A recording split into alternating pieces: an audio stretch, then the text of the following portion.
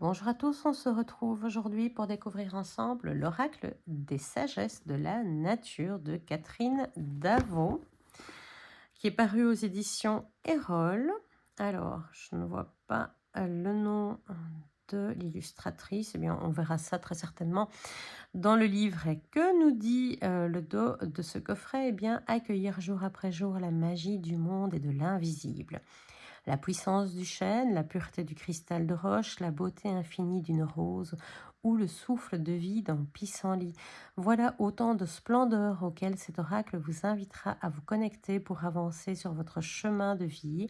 Apprenez à être à l'écoute de leur message universel, de leur beauté fragile ou de leur force éternelle pour retrouver votre connexion profonde avec la nature et avec vous-même. Alors, on nous parle aussi des 48 cartes qui sont illustrées, du livret d'accompagnement, ainsi que de ce que ce livret contient. Voilà. Alors, intérieur blanc, pas de spécificité, mais en même temps, c'est tout à fait logique, hein, ça va avec le livret. Vous voyez, par rapport à la taille de ma main, c'est déjà des livrets assez grands, assez épais également. Il y a combien de pages? 191, 192 ici avec les auteurs. Voilà, l'illustratrice, c'est Florence Desserres. Voilà, comme ça, on le sait. Les cartes, alors, les cartes. Alors, je vous le dis tout de suite. Voilà, on a ici la petite information sur qu'on met beaucoup dans les boîtiers ici, avec si vous aviez une réclamation au cas où le jeu ne serait pas bien imprimé. Ce type de boîtier, personnellement, je déteste. Alors, j'ai été directement interpellée par, voilà, par les cartes, le dos des cartes, qui est complètement différent, hein. Si on reprend, voilà, il y a... alors, je trouve ça assez spécial. Très, très joli, hein, je dis pas le contraire, mais ah bon, je trouve limite que c'est pas, la cohérence est compliquée sur le coup. Surtout que le boîtier est blanc, intérieur blanc. Pour se revenir au boîtier, je déteste ce genre de boîtier, c'est super compliqué, les cartes restent, il faut vraiment aller chercher. Voilà, petit mot, si un jour, voilà, les éditeurs me regardent, ça vraiment, c'est pas top. Pas top du tout. Il y a d'autres boîtiers qui sont super bien faits ou éventuellement, bah, peut-être ajouter un petit ruban pour qu'on puisse récupérer les cartes plus facilement. Ça, c'est mon avis, chacun en fait ce qu'il veut après. Voilà, alors le livret d'accompagnement dans un, un papier tout à fait traditionnel, de bonne qualité. Le sommaire, les différentes parties du jeu, donc comment utiliser l'oracle, les tirages, une carte thématique, verbe associé, 4 cartes, et puis les différentes parties du jeu, puisque ce jeu se compose de différentes parties. La partie première, la poésie du vivant, les sens en éveil. Ensuite, la 2, la magie de l'invisible, à savoir nos sens sans dessus-dessous. La troisième, en art de vivre, le sens du monde. Quatrième, les métaphores de nos métamorphoses, le sens de la vie. Et puis, à propos des auteurs, la présentation de l'oracle, comment l'accueillir, comment le prendre en main, qu'est-ce qu'il peut faire pour nous. Donc ici, on nous dit qu'il sera le guide sur le chemin de la reconnexion à sa propre sagesse intérieure. La nature te fera don de toutes les ressources dont tu as besoin pour réenchanter ta vie. Elle exhale un bouquet de lumineuses leçons t'apprenant à mieux habiter l'univers et ton monde intérieur. Voilà, on donne plus d'informations également sur les différentes cartes. Alors, donc sur les 4 thématiques également qui sont développées, donc 12 cartes reliées à la poésie du vivant mettront tous tes sens en éveil. Elles te relieront ainsi à ton corps. La bordure des cartes vibre d'une couleur verte, couleur du vivant, de la nature, de la terre nourricière. Alors, on nous dit de quelle carte il s'agit. Elle a avec le nom et le numéro également. Nous avons ensuite 12 cartes consacrées à la magie de l'invisible qui mettront tes sens sans dessus-dessous et elles feront vibrer ton cœur. Le liseré des cartes présente une teinte pourpre symbolisant la connaissance et la compréhension intuitive. Et puis on nous donne les cartes. Ensuite, les 12 suivantes accueilleront la nature comme un art de vivre donnant un sens au monde. Elles feront appel à ton mental. Ces cartes sont ourlées de bleu et de couleur des profondeurs psychiques. Les 12 dernières seront des métaphores de nos métamorphoses et t'initieront au sens de la vie dans l'acceptation du processus du déroulement de l'existence. Elles t'inviteront ainsi à une initiation spirituelle. Ces cartes sont-elles bordées d'or, teinte alchimique par excellence, pardon, couleur de lumière ardente, de puissance et de transcendance. Voilà un petit peu pour ce qui est des différentes familles. Alors, on nous parle ensuite des différents sens. On revient justement sur les 4 familles. On y revient non plus juste avec le numéro des cartes, mais avec eh bien, le sens. Qu'est-ce que ces familles ont à nous dire? De quoi elles vont nous parler? À quelles invitations elles vont nous donner également? Dans quel domaine elles vont se concentrer? Par exemple, ici, elles vont se concentrer par exemple sur les rêves, sur les perceptions au-delà du mental finalement. Et puis, voilà, elles vont nous inviter à travailler plus le psychique. Voilà, et on va découvrir ces informations sur les 4 familles. Et elles vont vraiment nous inviter à découvrir leur monde à elles, à nous inviter finalement dans leur famille à chacune. Voilà. Comment utiliser cet oracle?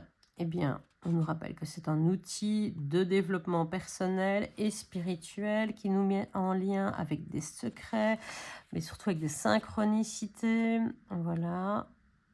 Ici, on nous dit Sénèque le définit comme la volonté des dieux annoncée par la parole divine, carrément.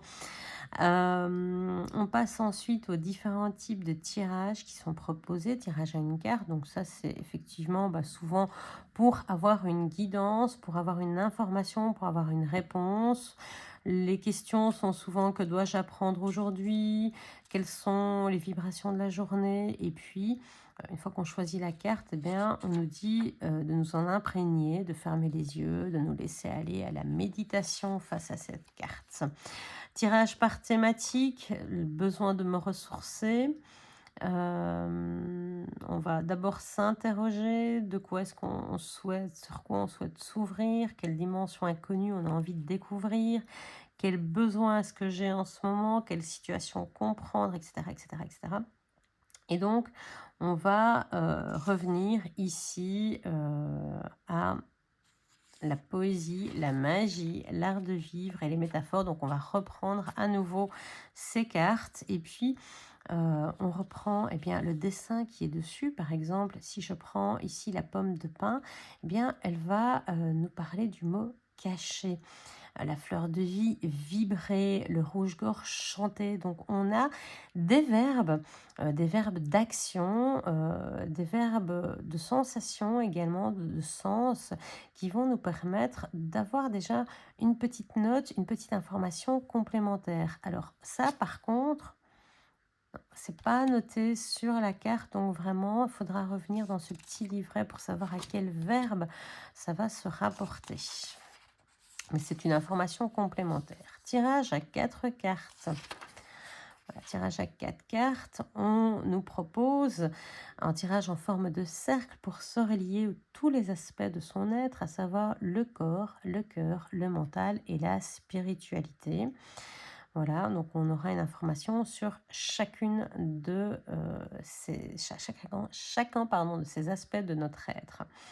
Et puis, on va tirer les cartes en fonction des familles, le corps étant représenté alors par la poésie du vivant, le cœur par la magie de l'invisible, le mental par l'art de vivre et la spiritualité par la métaphore des métamorphoses. Donc, il faudra au préalable avoir retrié son jeu et aller chercher vraiment les cartes en fonction des familles pour pouvoir les disposer dans les cercles sur l'aspect du corps qui est concerné. Donc ça, c'est important à savoir.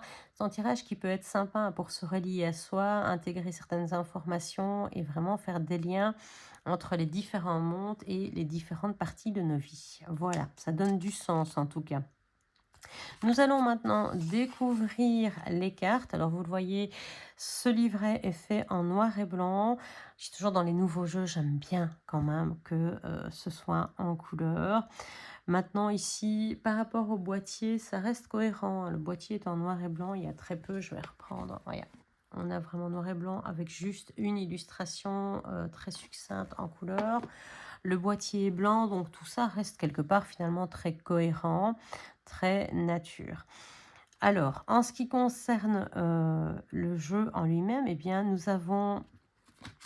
Alors, je ne sais pas s'il est encore trié parce que je l'ai déjà utilisé. Ben non, évidemment. Ben, je vais aller chercher la carte numéro 20. Oui, puisque j'essaye les jeux avant de vous les présenter de façon à voir un petit peu à quoi ils correspondent, à voir leurs énergies, à voir un petit peu leurs vibrations. Ça permet de faire une meilleure review, selon moi en tout cas. Le numéro 20, l'elfe, vous voyez, voilà, la taille de la carte par rapport au livret, légèrement plus petite. Vous retrouvez alors ensuite à côté l'illustration en plus petit et en noir et blanc. Vous retrouvez l'information, donc l'affirmation ici, qui est « Joue avec le pouvoir magique de ton elfe intérieur, espiègle et immortel ». On va vous parler ensuite de la sagesse de l'elfe. Alors ici, on va vous parler de l'imaginaire, du petit peuple, de la forêt, des contes et légendes, ici d'Islande. On va avoir toutes des informations plus techniques et pratiques sur la carte, sur la représentation. Il y aura des informations pareilles hein, pour la chrysalide, sur la fleur de vie, sur sa provenance, le cristal de roche, etc. Donc, il y aura pas mal d'informations pratiques sur la carte en elle-même. Bon, je vais reprendre l'elfe. Voilà. Alors, ensuite, on va nous parler de la nature et ton miroir. Donc, la magie de tout oracle est de réenchanter notre lien à nous-mêmes et aux autres. Tu viens de tirer cette carte au hasard et pourtant elle t'apparaît comme un signe si troublant. Et à partir de là, on commence à avoir les informations sur le message que délivre la carte, sur la synchronicité, sur eh bien, le symbolisme, sur ce qu'elle comporte et à quoi elle nous renvoie. Donc ici, on a la carte numéro 20. Je vais reprendre ici la numéro 20. C'est la magie de l'invisible. On pouvait déjà le voir par rapport au liseré ici de la carte. Et elle nous dit, voilà, c'est jouer. Le verbe, c'est jouer. Effectivement, l'elfe, elle renvoie à cet imaginaire, à cet enfant en nous, à oui, l'enfant intérieur, au pouvoir magique, à des choses féeriques. Donc, c'est voilà, jouer, l'enfant. C'est un verbe qui correspond tout à fait très bien à cette carte. Et puis, bien, va se dérouler toute l'information et le message que nous avons besoin de connaître par rapport à cette carte. Et forcément par rapport à cette part d'enfant en nous qui a besoin, bien justement, peut-être de jouer. Nous avons ensuite ici un exercice d'ancrage qui est proposé, qui est assez long, donc c'est intéressant à lire, et en développement créatif, effectivement, pour un elfe et pour quelque chose dans l'imaginaire, c'est plutôt intéressant, le développement créatif. Imagine que tu disposes d'une baguette magique, quel pouvoir aimerais-tu développer en toi? Une question à laisser pousser comme un rêve dans ton cœur. Et donc, voilà un petit peu pour les différentes cartes. Ici, nous sommes dans une autre famille avec l'eucalyptus arc-en-ciel. Pareil, hein, nous avons toujours la petite phrase qui est reprise, les informations sur la sagesse de l'eucalyptus arc-en-ciel, donc des informations plus pratiques. La nature est en miroir, donc le message qui est proposé, l'exercice d'ancrage est toujours un développement créatif par rapport à la carte. Alors, pour ceux qui connaissent, ce jeu dans son visuel me fait penser à d'autres jeux qui ne sont pas du tout du même auteur, qui sont les oracles. Oh, bien sûr, je ne vais pas revenir sur le nom, des 13 lunes et de la féminité sacrée, qui sont vraiment dans le même style, des cartes à fond blanc avec des liserés tout autour, qui ont également leur raison d'être et qui ont également des familles. Nous allons à présent découvrir les cartes. Je vais rapprocher un tout petit peu, que vous voyez bien les cartes, voilà, sans trop de reflets. Et c'est parti. Donc vous avez déjà découvert l'elfe, la fleur de vie, que vibre en toi le mandala sacré de la vie. Alors oui, j'ai oublié de le dire, ce sont des cartes qui sont relativement brillantes, pas parfaitement brillantes. Le dos, oui, il est brillant, on le voit, puisqu'on voit vraiment le reflet de la lampe que j'utilise. Ici, on le voit un peu, mais il est atténué, il est légèrement satiné, mais ça reste brillant, hein. On a même l'impression qu'il y a plusieurs types de revêtements sur les cartes. Ici, on se retrouve à nouveau sur une carte plus brillante. La suivante sera plus satinée. On a des cartes qui sont assez rigides, en tout cas suffisamment rigides, de très très belle qualité. La chrysalide, cristal de roche, on se retrouve à nouveau sur une carte plus satinée. Là, c'est brillant, là, c'est satiné. J'ai l'impression que ça doit être relié peut-être aux familles. Ça, je n'ai pas vu qu'on en parlait dans le livret. Cristal de roche, donc le pétrichor, l'abeille, la fougère, le pavot de Californie, la rainette, l'agapante, l'œil sylvestre, le kern, le strelitzia,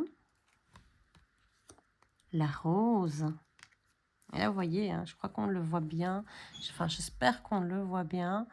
On voit vraiment la carte du narcisse qui est super brillante et la rose qui est plutôt satinée. Voilà. Le cerisier en fleurs. Pareil, hein, lui qui est mat, enfin satiné, et ici qui est très brillante. La Caroline à col. La lune. Le pissenlit.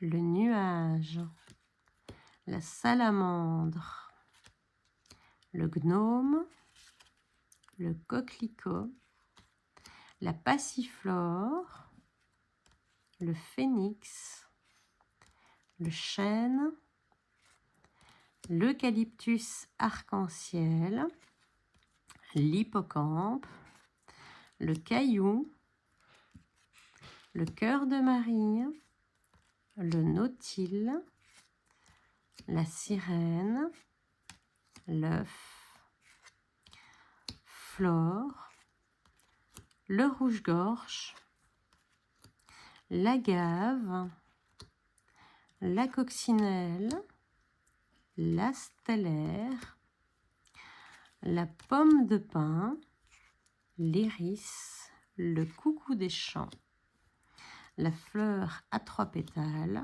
le papillon, le lierre, le lotus, donc qui sert de couverture au livret et à la box, le citron pelé, le perce-neige et enfin la chenille.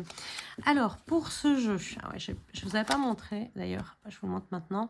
Donc on a une tranche qui est dorée brillante, qui est plus en lien finalement avec le dos et ses couleurs parme, bleuté ainsi que la lune. Ce que j'ai aimé dans ce jeu, eh bien, je trouve que les illustrations sont plutôt belles. J'aime bien le petit mot parce que quelque part, je crois que personnellement, je vais l'utiliser plutôt dans ce principe de dire, je vais chercher une énergie du jour et je vais prendre cette phrase qui est en dessous plutôt que le livret. Prendre un peu l'énergie de la carte, comme ici la salamandre avec son énergie de feu également. C'est un jeu qui va nécessiter en tout cas de d'aller voir régulièrement le livret d'accompagnement parce que c'est pas quelque chose sur lequel on va travailler plus forcément sur le symbolisme ou sur son intuition. Alors oui, on peut infuser la nature, on peut se laisser porter par le calme du lotus, voilà, aller voir le lierre, ce qu'il représente, la manière dont il est dans la nature, dont il se comporte, pourquoi pas. Mais je trouve que ce jeu spécifiquement va avoir besoin d'être travaillé avec, un certain temps en tout cas, avec son livret.